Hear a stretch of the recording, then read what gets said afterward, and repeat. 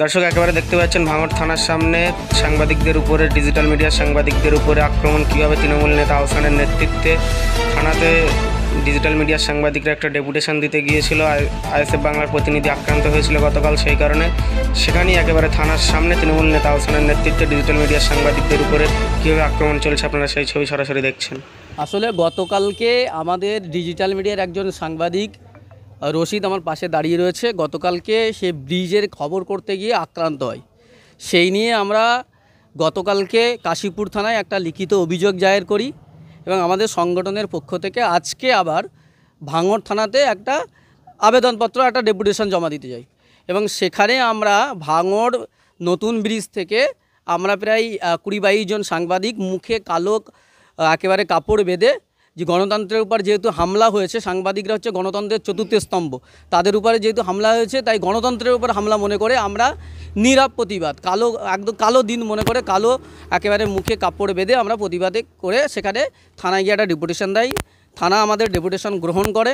আমরা থানা আমাদের কথা দেয় যে যারা এই ঘটনায় যুক্ত তাদের বিরুদ্ধে ব্যবস্থা নেওয়া হবে।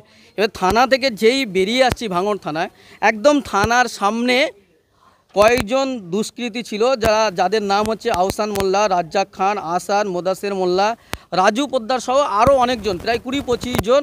সেই সময় আমরা যখন ডেপুটেশন দিয়ে বার হই তখন আমাদের একদম থানার গেটের সামনে আমাদের উপর আক্রমণ চলে।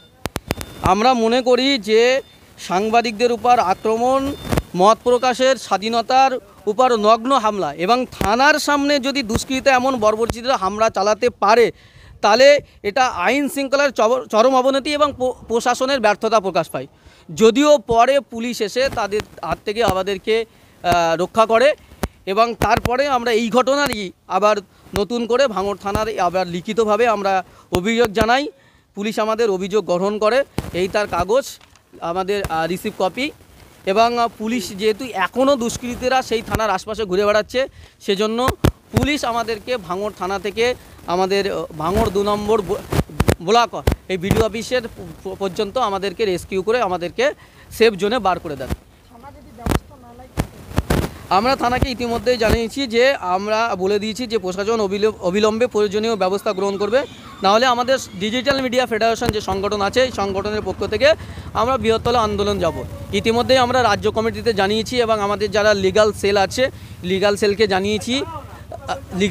জানিয়েছি। তারা বলেছেন যে এটা নিয়ে আমরা আজকে রাত্রে আমাদের রাজ্য কমিটিতে মিটিং হবে এবং আমাদের যারা লিগ্যাল সেল রয়েছে, যারা আইনজীবীরা রয়েছেন, তারা বিষয়টা দেখছেন। আগামীকাল যেহেতু পুলিশ আমাদেরকে কথা দিয়েছে যে আমরা ব্যবস্থা গ্রহণ করব, এবং পাশাপাশি এটা যে থানার সামনে এরকম কেন হচ্ছে, আমাদের আইনজীবীরা কি লিগ্যাল ব্যবস্থা নিলে হয় সেটাও নেবেন ওনারা জানিয়েছেন।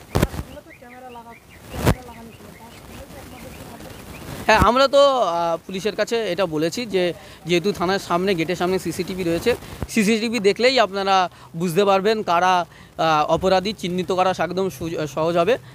পুলিশ জানিয়েছে, আমাদের ভাঙড় থানার অ্যাডিশনাল ওসি তার সঙ্গে কথা হয়েছে, তিনি জানিয়েছেন যথোপযুক্ত ব্যবস্থা নেবেন। আমার নাম শাকিরুল ইসলাম, আমি রাজ্য সম্পাদক ডিজিটাল মিডিয়া ফেডারেশনে।